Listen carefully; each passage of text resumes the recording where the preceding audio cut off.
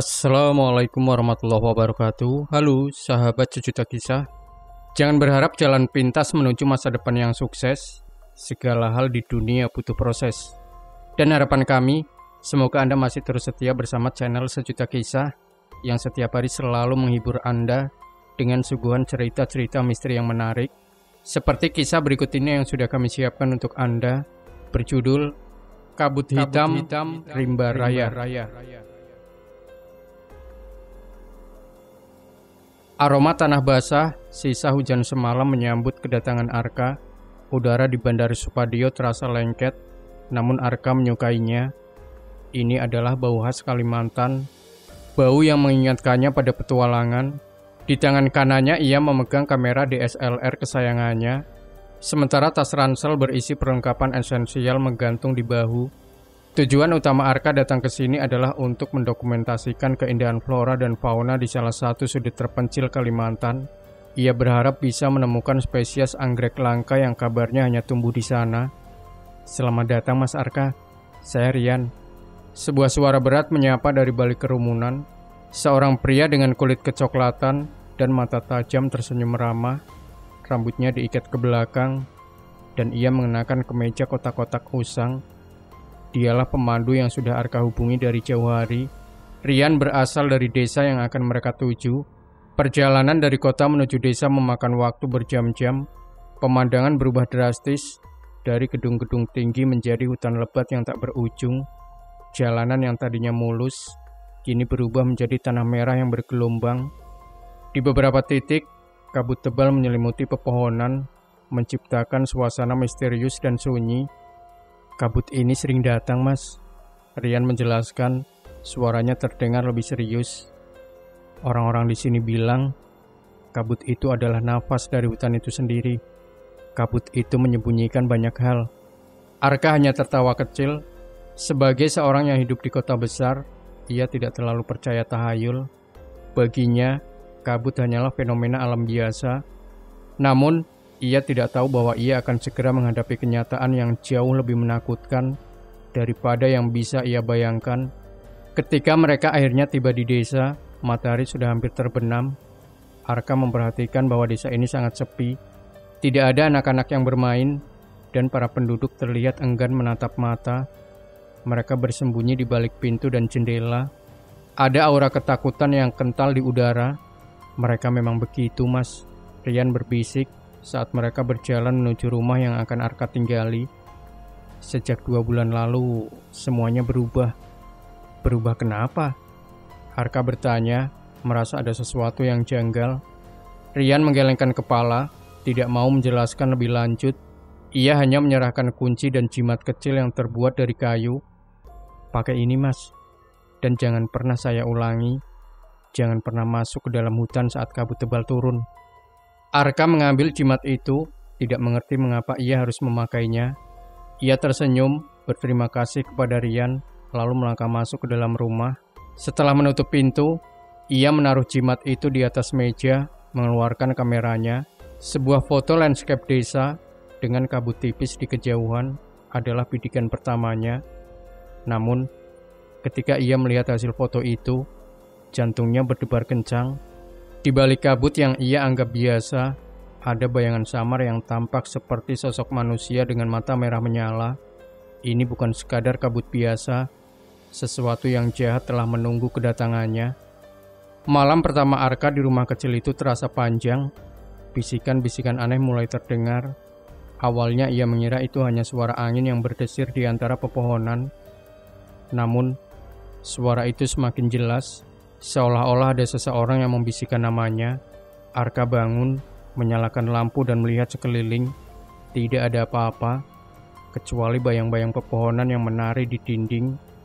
Keesokan harinya Arka memutuskan untuk tidak terlalu memikirkan kejadian semalam. Ia meyakinkan dirinya bahwa itu hanya halusinasi akibat kelelahan. Ia mengambil kameranya dan pergi menuju hutan, tempat ia akan memulai penelitiannya. Rian menemaninya. Namun kali ini ia terlihat lebih waspada. Matanya terus menyapu sekeliling, seolah-olah ia sedang mencari sesuatu. Arka, sebaiknya kita tidak terlalu jauh masuk. Rian memperingatkan, Saat mereka melangkah lebih dalam ke hutan, beberapa hari ini ada yang aneh. Suara-suara dari dalam hutan terdengar sampai ke desa dan bukan suara hewan. Arka hanya mengangguk meskipun ia tidak terlalu menganggap serius peringatan itu. Ia terlalu fokus pada pekerjaannya. Ia menemukan beberapa spesies tumbuhan langka yang menakjubkan dan langsung mengambil gambarnya. Namun, setiap kali ia mengambil foto, ia merasa ada sesuatu yang mengawasinya. Ia memutar badannya, tetapi tidak ada siapa-siapa di sana. Malam harinya, Arka kembali ke rumah dan mengunduh foto-foto yang ia ambil ke laptop. Jantungnya berdebar kencang saat melihat hasilnya. Di beberapa foto ia melihat sosok aneh yang tampak seperti bayangan hitam yang terbentang di antara pepohonan. Di foto lain, wajah-wajah samar dengan mata kosong muncul di balik dedaunan. Arka tidak bisa lagi menyangkal bahwa ia tidak sendirian di hutan itu. Bisikan di malam hari semakin intens, dan kali ini ia bisa mengerti apa yang mereka katakan. Mereka memanggilnya, mengancamnya, dan memperingatkannya untuk pergi dari sana. Kau bukan bagian dari kami. Pergilah sebelum kami mengambilmu. Panik, Arka segera mencari jimat kayu yang diberikan Rian. Ia menggenggamnya erat-erat, dan anehnya, bisikan-bisikan itu perlahan mereda. Arka mulai menyadari bahwa ia telah mengusik sesuatu yang kuno, sesuatu yang jauh lebih kuat dari yang ia duga. Arka tidak bisa tidur semalaman. Bisikan dan bayangan dari foto-fotonya terus menghantui pikirannya. Begitu matahari terbit, ia bergegas mencari Rian. Ia menunjukkan foto-foto aneh itu kepada Rian yang seketika wajahnya memucat. Ini yang saya takutkan. Rian berbisik, matanya menatap tajam ke layar laptop Arka. Mereka sudah datang. Siapa mereka? Tanya Arka, suaranya tercekat. Rian terdiam sejenak, lalu ia mengajak Arka menemui tetua desa, seorang lelaki tua bijaksana yang dipanggil Pak Tua Landu. Rumahnya terletak di ujung desa, dikelilingi oleh tanaman obat dan jimat-jimat kuno. Pak Tua Landu mendengarkan cerita Arka dengan tenang. Ia memejamkan mata dan menghela nafas dalam-dalam, seolah beban berat sudah lama dipikulnya. Apa yang kau lihat, nak? Adalah penjaga rimba, ucapnya dengan suara serak. Arka terkejut. Penjaga rimba? Itu hanya legenda, kan? Pak Tua Landu menggeleng. Bukan legenda. Itu adalah entitas kuno yang bersemayam di hutan ini. Nenek moyang kami membuat perjanjian dengannya ribuan tahun lalu. Mereka akan menjaga hutan, dan sebagai imbalannya, penjaga rimba akan melindungi desa dan memberikan kesejahteraan. Tapi kenapa sekarang ia mengancam? Arka bertanya. Perjanjian itu telah dilanggar. Jawab Pak Tua Landu. Bertahun-tahun lalu, orang-orang serakah datang ke sini menebang pohon dan mengambil kekayaan hutan. Mereka tidak peduli pada adat dan tradisi kami. Sejak saat itu, penjaga rimba murka, hutan ini perlahan mati, dan ia pun mengirimkan kabut ini sebagai peringatan. Kabut yang kulihat? Tanya Arka. Pak Tua Landu mengangguk. Ya, kabut itu adalah manifestasi dari kemurkaannya. Ia mengambil jiwa-jiwa dari mereka yang masuk ke hutan. Jiwa-jiwa itu terjebak di antara dua dunia, menjadi bayangan yang kau lihat dalam fotomu. Arka merasakan bulu kuduknya merinding.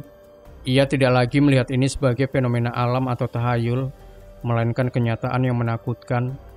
Ia menatap Pak Tua Landu. Lalu, apa yang harus kami lakukan? Ada cara untuk menghentikannya?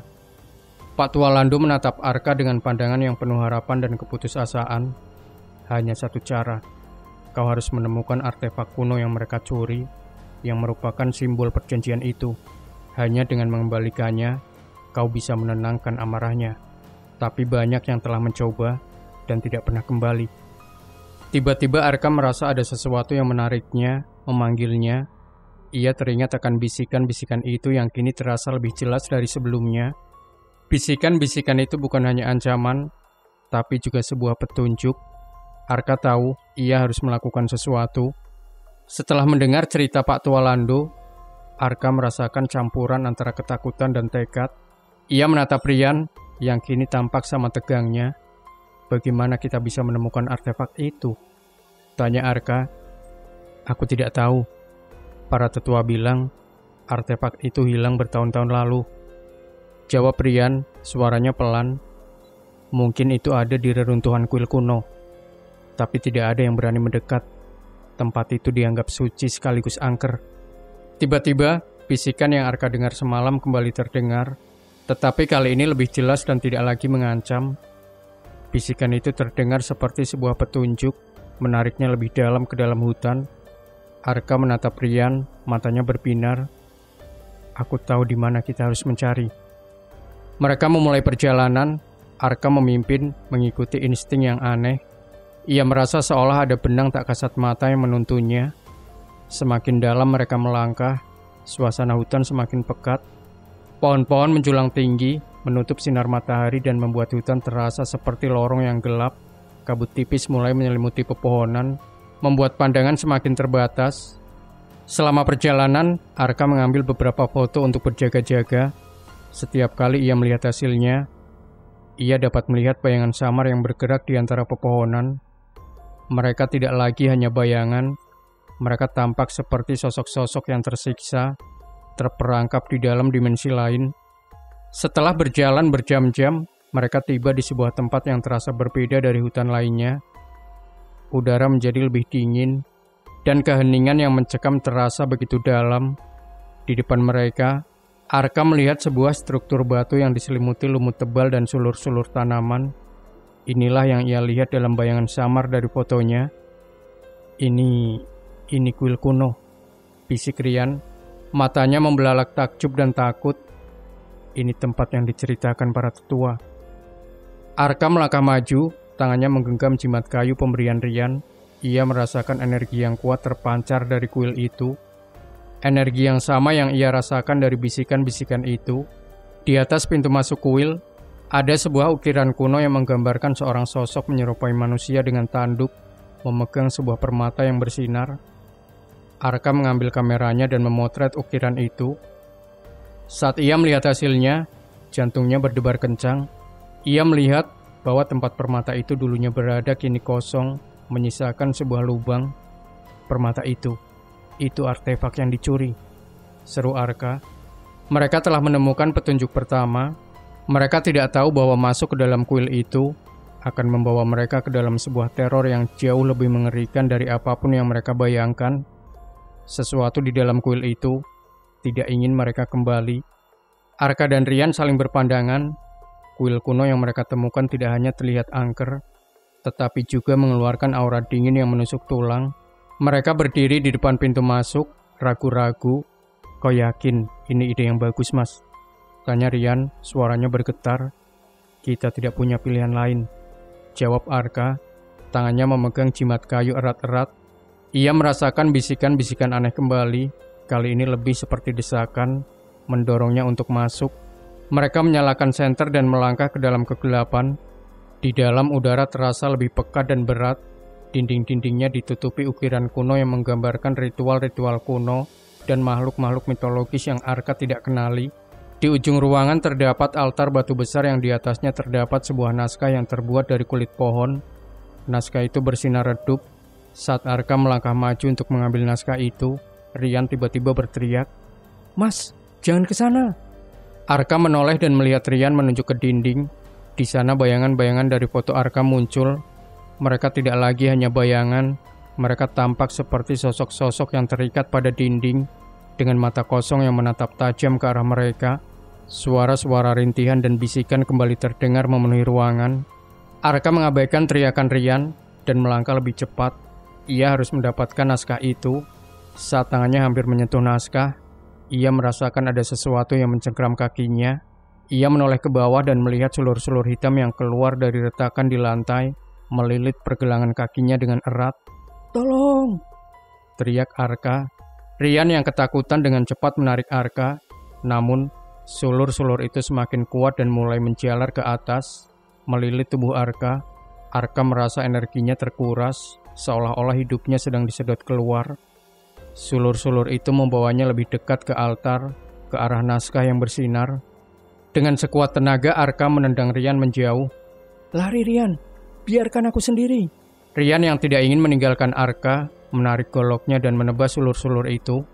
Namun, sulur-sulur itu terasa seperti karet dan tidak dapat dipotong. Di tengah kepanikan itu, Arka berhasil menggapai naskah kuno itu dan menariknya. Seketika sulur-sulur itu melepaskan cengkramannya dan Arka jatuh ke lantai. Naskah itu bersinar terang dan suara-suara bisikan serta rintihan perlahan menghilang.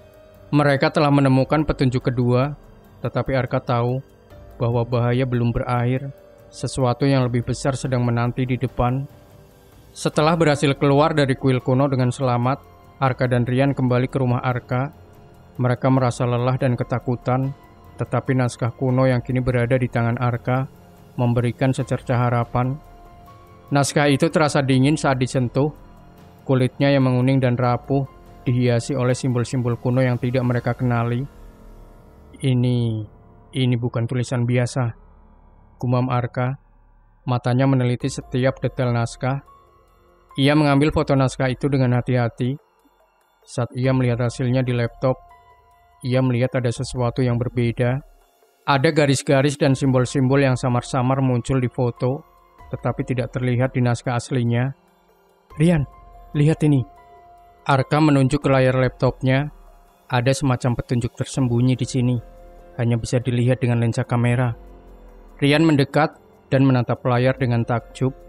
Ini mungkin rahasia yang dilindungi oleh penjaga rimba, bisiknya. Hanya mereka yang memiliki niat baik dan mata yang tepat yang bisa membacanya. Mereka menghabiskan sisa malam itu untuk menguraikan petunjuk yang tersembunyi. Ternyata naskah itu berisi peta kuno yang menunjukkan lokasi sebuah gua tersembunyi, tempat artefak itu disimpan. Peta itu juga menjelaskan bahwa artefak itu, sebuah permata yang disebut permata hati rimba, tidak bisa diambil oleh sembarang orang. Permata itu hanya bisa diambil oleh orang yang tidak memiliki niat serakah dan mau mengembalikan keseimbangan alam. Mereka menyadari bahwa pencuri permata itu tidak bisa membawanya keluar dari hutan karena ia memiliki niat jahat. Ia hanya bisa menyembunyikannya di dalam gua, di mana permata itu terlindung oleh mantra kuno. Peta itu juga memperingatkan mereka tentang bahaya yang menanti di dalam gua. Gua itu dijaga oleh ilusi dan makhluk-makhluk bayangan yang akan menguji niat mereka. Arka dan Rian tahu bahwa perjalanan ini tidak akan mudah, tetapi mereka tidak punya pilihan lain. Desa ini terancam, dan mereka adalah satu-satunya harapan. Matahari baru saja terbit saat Arka dan Rian kembali menemui Pak Tua Lando. Mereka menunjukkan peta yang berhasil mereka temukan di naskah kuno. Pak Tua Lando mengamati peta itu dengan mata tuanya yang penuh kebijaksanaan. "Jadi benar," gumamnya. "Permata itu disembunyikan di gua penjaga. Tapi gua itu dijaga oleh ilusi dan makhluk bayangan." "Apakah ada cara untuk melewati itu, Pak?" tanya Arka. Pak Tua Lando menghela napas panjang. "Ada. Gua itu hanya akan membuka jalannya bagi mereka yang benar-benar suci niatnya.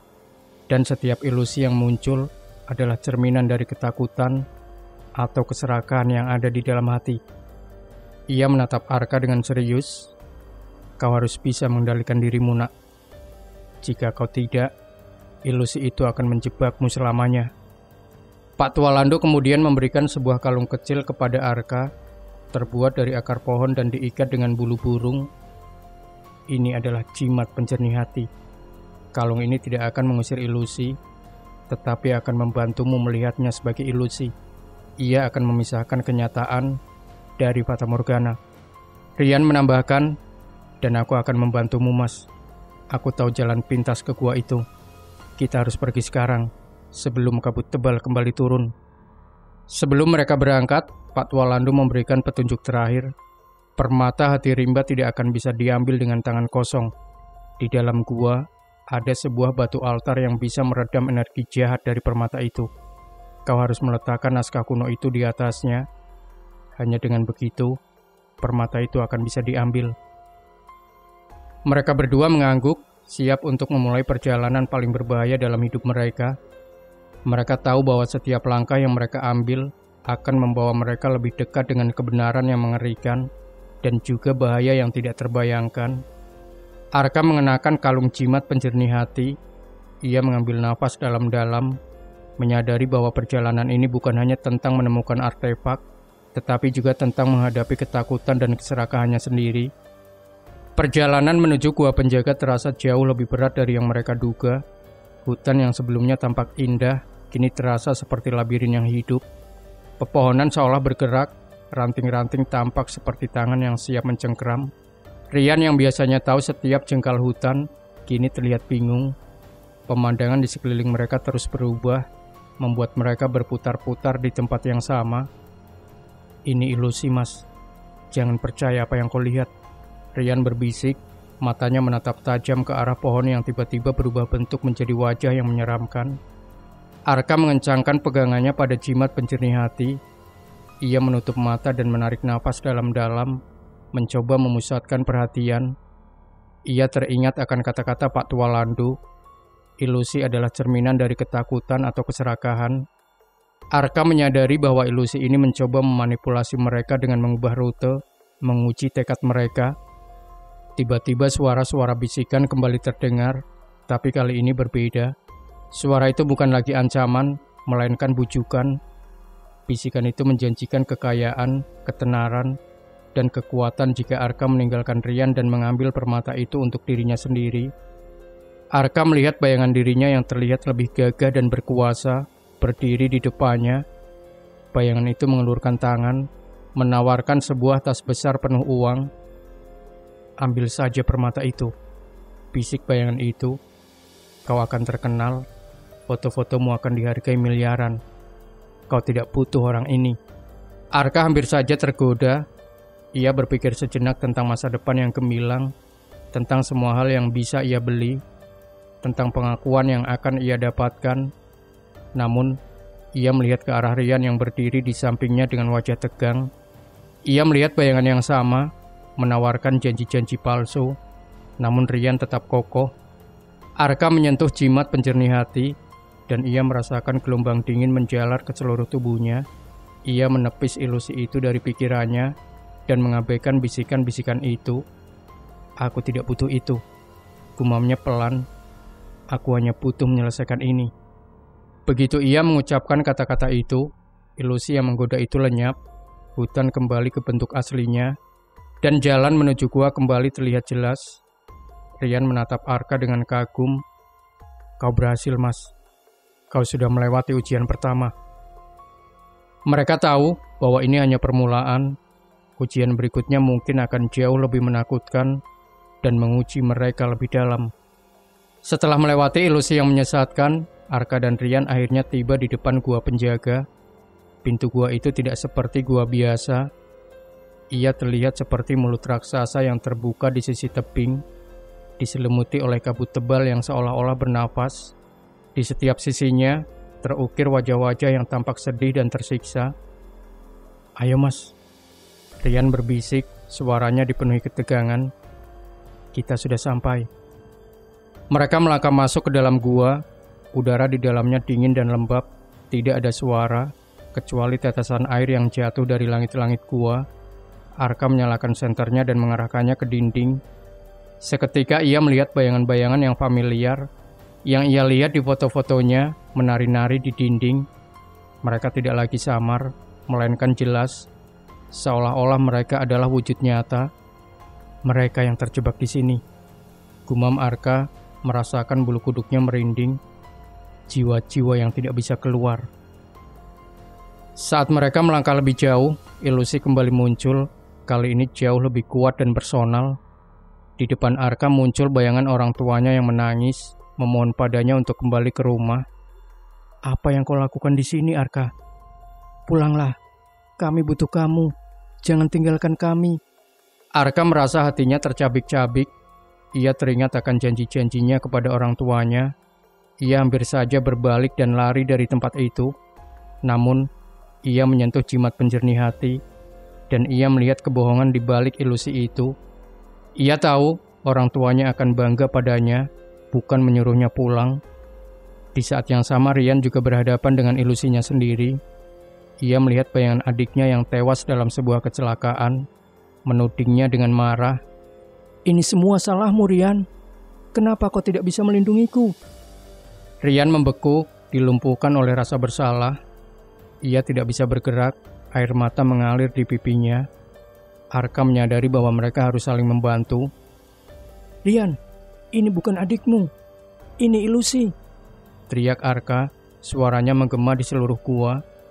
Rian tersadar, ia menarik nafas dalam-dalam, memejamkan mata dan mengabaikan bayangan itu. Ilusi itu perlahan memudar, dan Rian kembali menatap Arka dengan wajah yang penuh tekad. Terima kasih, Mas, ucapnya, suaranya serak. Aku hampir saja menyerah. Mereka melanjutkan perjalanan. Setiap langkah terasa berat, tetapi mereka saling mendukung. Mereka tahu bahwa di balik setiap tikungan ada ujian baru yang menanti. Dan di ujung terowongan, mereka melihat cahaya, bukan cahaya matahari, melainkan cahaya yang bersinar dari sebuah permata yang diletakkan di atas sebuah altar batu. Itu dia, permata hati rimba. Arka dan Rian melangkah hati-hati menuju altar. Permata hati rimba yang bersinar di atasnya tampak begitu indah, tetapi juga memancarkan energi yang kuat dan mengintimidasi. Di sekelilingnya bayangan-bayangan dari jiwa-jiwa yang terjebak di gua berbisik, memohon dan merintih. Arka merasa energinya terkuras, tetapi ia terus maju. Saat mereka mendekat, sebuah ilusi terakhir muncul. Kali ini bukan bayangan, melainkan suara dari Pak Tua Lando yang terdengar dari dalam pikiran Arka. Permata itu akan memberikanmu kekuatan yang tak terbatas. Ambil saja, kau bisa menguasai dunia ini. Namun Arka tahu, itu adalah ilusi. Kalung jimat penjernih hati yang ia kenakan terasa panas, mengingatkannya pada niatnya yang tulus. Ia menatap Rian yang juga bergeming. Mereka tidak tergoda. Mereka tahu, permata itu bukan untuk dikuasai, melainkan untuk dikembalikan. Sesuai instruksi Pak Tua Lando, Arka meletakkan naskah kuno yang ia temukan di kuil di atas altar. Seketika naskah itu bersinar terang, dan cahaya itu menyebar ke seluruh gua. Suara-suara bisikan perlahan mereda, dan bayangan-bayangan yang menari di dinding mulai menghilang. Permata hati rimba yang tadinya bersinar terang, kini redup. Arka mengulurkan tangannya, dan dengan niat tulus ia mengambil permata itu. Tidak ada sensasi aneh atau godaan kekuatan. Yang ia rasakan hanyalah energi yang sejuk dan menenangkan. Kita berhasil, bisik Rian, air matanya menetes. Namun, saat Arka memegang permata itu, ia melihat bayangan yang sangat jelas di dinding gua. Bayangan seorang pria tua yang mengenakan pakaian modern, memegang permata yang sama. Itulah orang yang mencuri permata itu bertahun-tahun lalu. Arka menyadari bahwa pria itu bukan dari desa ini. Ia adalah orang luar yang serakah, yang datang untuk mengeksploitasi kekayaan alam. Arka dan Rian telah menguak kebenaran. Cerita tentang penjaga rimba yang murka bukanlah tentang entitas jahat, tetapi tentang roh alam yang marah karena alamnya dirusak oleh keserakahan manusia. Permata itu adalah kunci untuk menenangkan amarahnya dan mengembalikan keseimbangan. Perjalanan kembali ke desa terasa jauh lebih ringan. Kabut yang sebelumnya mencekam, kini terasa seperti embun pagi yang menyejukkan. Arka dan Rian berjalan tanpa rasa takut. Tangan Arka menggenggam erat permata hati rimba yang bersinar redup. Energinya yang menenangkan menyebar, membuat dedaunan di sekitar mereka tampak lebih hijau dan hidup. Ketika mereka tiba di desa, matahari sudah condong ke barat. Penduduk desa yang tadinya tertutup dan ketakutan, kini menyambut mereka dengan mata yang penuh rasa ingin tahu.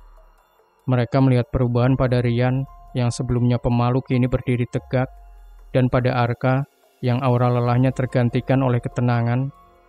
Arka dan Rian segera menemui Pak Tua Lando. Di rumahnya yang sederhana mereka menceritakan semua yang terjadi, tentang ilusi, ujian, dan akhirnya penemuan permata itu. Arka menunjukkan permata itu kepada Pak Tua Lando yang matanya berkaca-kaca. Sudah lama sekali, gumam Pak Tua Lando. Tangannya yang keriput gemetar saat menyentuh permata itu. Cahaya ini adalah cahaya yang sama yang kulihat saat masih kecil. Arka kemudian menceritakan tentang bayangan pria serakah yang ia lihat di dalam gua. Pak Tua Lando mengangguk sedih. Itu adalah pemimpin dari kelompok yang datang bertahun-tahun lalu. Mereka tidak hanya merusak hutan, tapi juga mengambil artefak suci kita. Setelah itu bencana demi bencana datang, dan penjaga rimba yang kita cintai berubah menjadi entitas yang murka. Mereka sadar bahwa cerita horor yang selama ini menyelimuti desa itu bukanlah disebabkan oleh kekuatan jahat, melainkan oleh kesalahan manusia. Ketamakan telah memecah perjanjian antara manusia dan alam. Kini, Arka dan Rian telah mengembalikan harapan untuk memperbaiki kesalahan itu. Malam itu seluruh penduduk desa berkumpul di tepi hutan, di sebuah lapangan terbuka yang dikelilingi oleh pepohonan besar. Pak Tua Lando, Rian dan Arka berada di tengah-tengah kerumunan. Ada suasana yang berbeda di udara, bukan lagi ketakutan, melainkan harapan. Dengan petunjuk dari naskah kuno dan permata hati rimba di tangannya, Arka meletakkan permata itu di atas sebuah batu besar yang sudah disiapkan. Cahaya permata itu menyebar menerangi wajah-wajah penduduk desa yang tegang. Pak Tua Lando memimpin ritual. Ia melantunkan mantra-mantra kuno dalam bahasa yang tidak dimengerti oleh Arka. Suaranya menggelegar dan penuh makna. Penduduk desa mengikutinya, menundukkan kepala dalam doa, meminta maaf atas kesalahan para leluhur mereka yang telah merusak alam. Saat mantra terakhir diucapkan, tanah mulai bergetar. Kabut tebal yang biasanya mencekam mulai menyelimuti tempat itu. Tetapi kali ini, kabut itu terasa berbeda. Bukan lagi kabut yang dingin dan menakutkan, melainkan kabut yang hangat dan menyembuhkan. Dari dalam hutan, terdengar suara gemuruh yang dahsyat, disusul oleh suara-suara retakan yang menakutkan.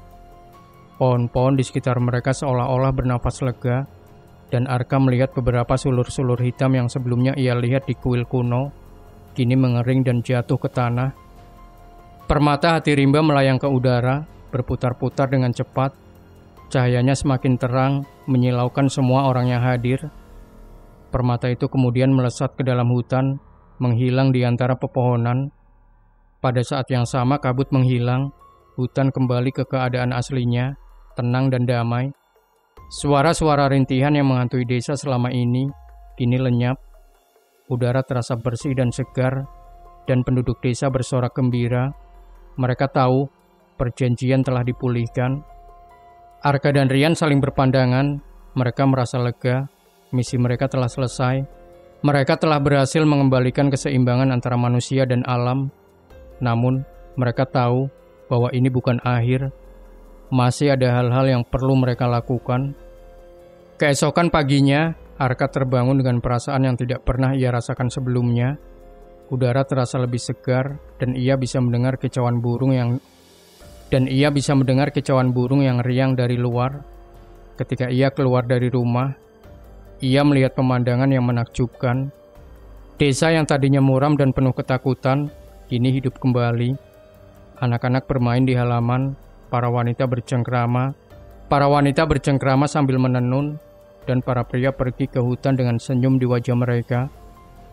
Mas Arka, Rian menyambutnya dengan wajah berseri-seri. Semua sudah kembali normal. Hutan tidak lagi menakutkan, dan penduduk desa sudah tidak sakit-sakitan lagi. Kau telah mengembalikan kedamaian. Arka hanya tersenyum, ia merasa lega dan bangga. Ia menghabiskan hari itu dengan memotret keindahan desa yang hidup kembali. Foto-fotonya kini dipenuhi dengan warna, tawa dan cahaya. Tidak ada lagi bayangan atau aura gelap. Sore harinya Arka menemui Pak Tua Lando. Apa yang terjadi pada permata itu, Pak? Tanya Arka. Apakah itu akan kembali? Pak Tua Lando tersenyum. Permata itu adalah simbol perjanjian. Ia akan tetap berada di dalam hutan, memberikan energi kehidupan, dan melindungi alam ini.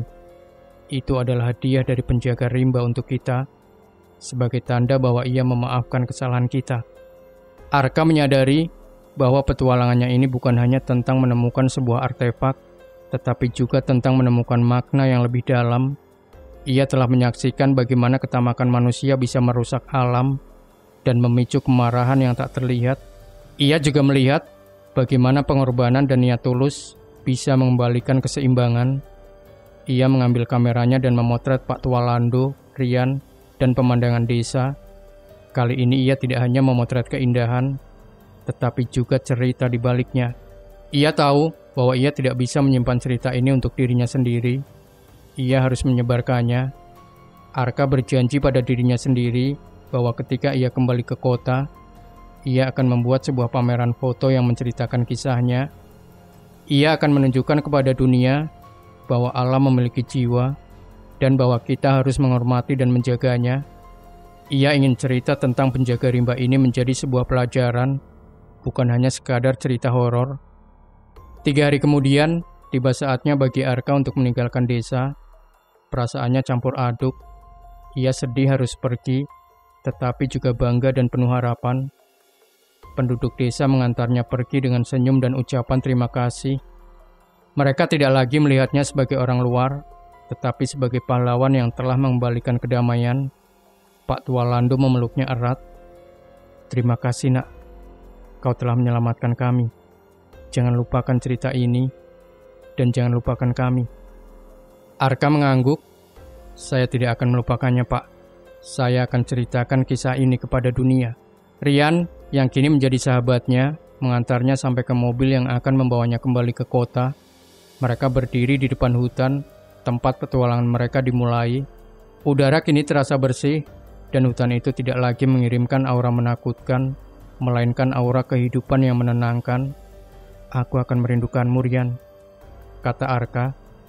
"Jaga hutan ini, dan jaga ceritanya." "Pasti, Mas Arka," jawab Rian. "Suatu hari, ketika kamu kembali, aku akan tunjukkan bagaimana hutan ini kembali subur dan indah." Arka tersenyum. Ia menaiki mobil melambaikan tangan kepada Rian dan melihat desa itu menghilang di belakangnya. Di dalam hatinya ia tahu bahwa ini bukan akhir dari cerita, ini adalah awal dari babak baru. Ia akan membawa kenangan dari desa itu, dari bisikan dan bayangan yang menakutkan, hingga cahaya permata hati rimba yang menyembuhkan. Beberapa bulan kemudian, Arka berdiri di tengah sebuah galeri seni di Jakarta. Di sekelilingnya dinding-dinding dipenuhi oleh foto-foto indah yang ia ambil di Kalimantan. Namun ini bukan sekadar pameran fotografi biasa. Ini adalah pameran kabut hitam rimba raya.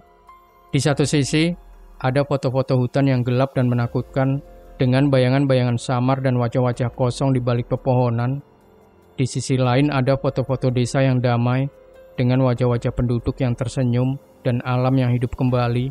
Di tengah-tengahnya ia memajang foto naskah kuno, jimat kayu dan ukiran kuil kuno. Arka tidak hanya memajang fotonya, tetapi juga menceritakan kisahnya kepada para pengunjung. Ia berbicara tentang bagaimana ia datang ke Kalimantan sebagai seorang yang skeptis, hanya untuk menemukan dirinya di tengah-tengah teror yang tak terbayangkan. Ia menceritakan tentang bisikan yang menghantuinya, ilusi yang menguji niatnya, dan akhirnya permata hati rimba yang mengembalikan kedamaian. Ceritanya menarik perhatian banyak orang. Beberapa orang menganggapnya sebagai cerita fiksi yang luar biasa, sementara yang lain merasa terinspirasi dan tersentuh oleh pesan yang disampaikannya. Arka tidak peduli apakah mereka percaya atau tidak. Yang penting pesannya sampai, bahwa alam memiliki jiwanya sendiri, dan jika kita tidak menjaganya, ia akan menunjukkan kemurkaannya. Di hari terakhir pameran, Arka menerima sebuah kiriman. Itu adalah sebuah kota kecil dari Kalimantan. Di dalamnya ada sebuah ukiran kecil dari kayu berbentuk permata hati rimba, diikat dengan bulu burung. Sebuah surat kecil menyertainya berbunyi, "Kami akan selalu menjaganya. Terima kasih saudaraku, Rian." Arka tersenyum. Ia tahu, meskipun ia sudah kembali ke kota, jiwanya akan selamanya terikat dengan hutan di pedalaman Kalimantan. Ia telah menemukan lebih dari sekadar cerita horor. Ia telah menemukan sebuah kebenaran tentang alam dan manusia, dan ia tahu cerita ini akan terus hidup, diceritakan dari generasi ke generasi, sebagai pengingat akan pentingnya menjaga keseimbangan alam dan menghormati apa yang ada di dalamnya. Demikian sahabat Sejuta Kisah, jangan lupa berikan komentar Anda, like, share video ini, subscribe channel Sejuta Kisah, dan kembali nantikan cerita-cerita misteri terbaru dari kami. Wassalamualaikum warahmatullahi wabarakatuh.